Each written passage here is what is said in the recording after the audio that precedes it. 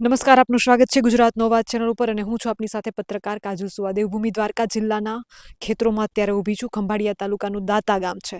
કેમેરામેનને વિનંતી કરું કે સામે જે ખેડૂત ભાઈઓ બધા ઊભા છે એમને બતાવવામાં આવે. અહીંયા થોડી સમય પહેલાં જ મસ્ત મોટું પ્રશાસન ખડકી દેવામાં આવ્યું હતું અને અહીંયા કામ ચાલી રહ્યું છે ગેસ પાઇપલાઇનનું. એક નહીં, બે નહીં, પરંતુ 32 જેટલા અંદાજે ગામડા જે છે તે અસરગ્રસ્ત છે. એમાં જામનગરના અંદાજે 3 અને દેવભૂમિ દ્વારકાના 29 જેટલા ગામમાંથી ગેસની પાઇપલાઇન પસાર થાય છે GSPL કંપનીની. ત્યારે ખેડૂતોને ન તો કોઈ વ્યવસ્થિત નોટિસ આપવામાં આવી છે, ન તો વળતરની વાત થઈ છે, અને સીધું જ ખેડૂતોના ખેતરમાંથી આડેધડ પાઇપલાઇન પસાર કરવામાં આવી રહી છે. આ મગફળી તમે જોઈ રહ્યા છો, આ 2 મહિનાની મગફળી છે. આ મગફળીનું કે કાંઈ કશું કોઈ ભાન જ નહીં, એમ સીધું ખેડૂતોના ખેતરમાં ધાડે ધાડા ઉતારી JCB દ્વારા ખોદકામ કરવામાં આવ્યું છે. 2 વીઘાથી વધારે જમીનને નુકસાન કર્યું છે. મગફળી આમ જેમ આપણે સાતી હાંકીએ ને કેમ રાપ હાંકીએ ને મગફળી ભેગી કરતા હોય એવી રીતે આ 2 મહિનાની મગફળીનો સોથ વાળી દીધો છે. ત્યારે પાલભાઈ મારી સાથે ઉપસ્થિત છે. સૌપ્રથમ મને કોઈ વાત આજે ગમી હોય તો એ છે કે આપણે ખેડૂત આંદોલન બિનરાજકીય થઈ રહ્યા છે જે રીતે, ત્યારે અહીંયા ખેડૂતોએ નિર્ણય લીધો કે આ આંદોલન પણ બિનરાજકીય રાખવામાં આવે. આમ આદમી પાર્ટીના કેટલાક દેવભૂમિ દ્વારકાના ખંભાળિયાના નેતાઓ અહીંયા આવ્યા હતા અને પાલભાઈ પણ આવ્યા હતા. જ્યારે ખેડૂતોએ એમને કીધું કે ભાઈ આજે બિનરાજકીય રીતે ખેડૂતોને લડવું છે, તો સહજ રીતે પાલભાઈનો જવાબ એ જ હતો કે મારી ઈચ્છા એ જ છે કે ખેડૂતો એની રીતે લડતા હોય અને ખેડૂતોને સફળતા મળતી હોય, ખેડૂતોના હિતની વાત થઈ રહી હોય તો રાજકારણમાં નહીં પ્રવેશે. આમ આદમી પાર્ટી પણ સમજી અને કોંગ્રેસમાંથી પાલભાઈ પણ એ વસ્તુનું માન રાખ્યું અને એ આવ્યા પણ નહીં. એ સેઢાના ખૂણે બેઠા પણ ખેડૂતોની પાસે નહીં આવ્યા અને પછી ખેડૂતોના જે પ્રશ્નો છે એને વાચા આપવા માટે મીડિયાની સાથે અત્યારે મારી સાથે જોડાયા છે. પાલભાઈ, ગુજરાતનો અવાજ ઉપર તમારું ખૂબ ખૂબ સ્વાગત છે. અને પહેલાં તો આપણે કે ને આપણે ખાંભા દેવ, આને એમ કહેતા કે આ દેવ છે, આને હાથ નો અડાડે. આ બાજુથી દેખાડો એટલે GSPL દેખાય એમાં લખેલું. આ GSPL નો લગભગ 15 વર્ષ પહેલા લાગેલો ખાંભો છે. કાજલબેન, પહેલી વસ્તુ જે તમે વાત કરી કે બિનરાજકીય વાળી વાત, આ ગેસ પાઇપ લાઈન જ્યારે કોઈ ખેડૂતોને ખબર નહોતી, એના ખેતરના 7/12માંથી ઉતારા જે કહેવાય, બરાબર છે, 6 નંબરમાં બીજો હક દાખલ કરી દેવામાં આવ્યો. ત્યારથી આ જે અત્યારે જેટલા ખેડૂતો દેખાય છે ને, આ બધા જ ખેડૂતોને સંગઠિત કરવાનું વોટ્સઅપ ગ્રુપ બનાવ્યું, એની લિંક ગામે ગામ મોકલી. માની લ્યો કે રાણમાં મને મયુર ગઢવી ઓળખે છે તો હું મયુરને કહું તમારા ગામમાં ગેસ પાઇપલાઇન નીકળે છે ખબર છે? જેટલા ખેડૂતોને ખબર હોય એને આ ગ્રુપની લિંક મોકલ ને એમાં જોડ. છેલ્લા 6 મહિનાથી આ રીતે હું અને ભાઈ વડાલિયા સિંહાણના સરપંચ જયરાજસિંહ અમે બંને આ રીતે પ્રયત્નો કરીએ. આની અગાઉ બરાબર છે, આ દ્વારકા જિલ્લાના 29 ગામના ખેડૂતોને ખબર નહોતી ને ત્યારે 4 વખત અમે કલેક્ટરને લેખિતમાં રજૂઆત કરી આવ્યા છીએ અગાઉ, બરાબર છે. ત્યાર પછી છેલ્લા 10-12 દિવસથી સળંગ આ મુદ્દાને લઈ અને કઈ લીગલી બાબતો છે આ તે બધું તૈયાર કરીએ છીએ. અને હારે હારે ખેડૂતને અમે અને આ આજનો નિર્ણય નથી કે બિનરાજકીય લડાઈ કરવી. ગઈકાલે જે ખેડૂતોએ અમે બધાએ સાથે મળી અને ખેડૂતોએ જે ખેતરમાં પોસ્ટરો લગાવ્યા ત્યારે એવું નક્કી કર્યું હતું કે ભાઈ આમાં અમે ક્યાંય ના આવીએ, બરાબર છે. તમે ખેડૂત તરીકે લડાઈ કરો અને જ્યાં જરૂર પડે ત્યાં અમે તમારી સાથે છીએ.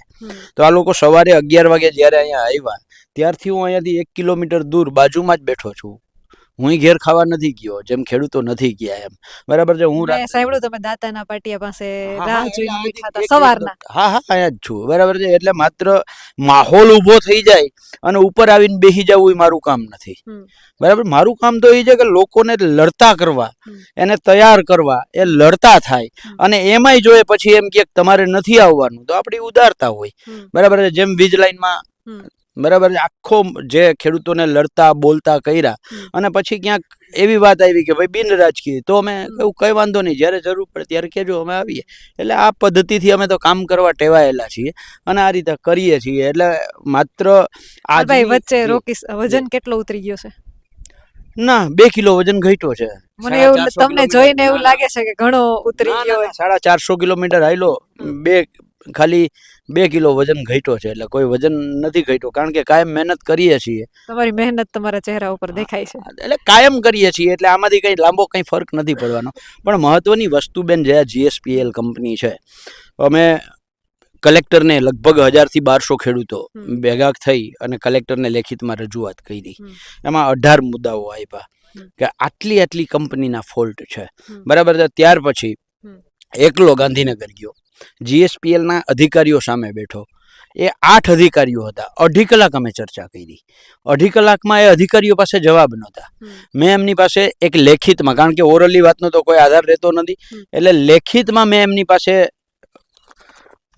આ 18 મુદ્દાનો એમની પાસેથી માંગ્યા કે મને આ 18 મુદ્દાઓ, સરકાર ઉથમી છે તો કાગળ ઉથમો રહીએ તેમાં કંઈ વાંધો નથી, બરાબર છે. આ 18 મુદ્દાઓ, એટલે એનો જવાબ એવો હતો કે પાલભાઈ તમારું ગામ છે ને આમાં આવતું નથી, તમારું ખેતર આવતું નથી, એટલે તમારું ડાયરેક્ટ હિત એમાં ક્યાંય કરતાં ક્યાંય સમાયેલું નથી, એટલે તમારો ઇન્ટરેસ્ટ ન હોય એટલે તમને કાગળિયા આપી શકીએ નહીં. સરકારનો જવાબ તો જો, હું જિલ્લા કોંગ્રેસનો પ્રમુખ છું, ગુજરાતનો કિસાન કોંગ્રેસનો પૂર્વ પ્રમુખ છું, બરાબર છે. આ બધા મારા ખેડૂતો છે ને આ લોકોનું હિત છે ને એ જ મારું હિત છે, પણ તેમ છતાંય મને કાગળિયા ન આપી શકે, મારી સાથે 2.5 કલાક ચર્ચા કરી શકે, પણ જ્યારે કાગળ ઉપર જવાબ દેવાની વાત આવે ત્યારે એમ કહે છે કે અમે તમને ન આપી શકીએ. તો સરકાર કઈ દિશામાં જાય છે?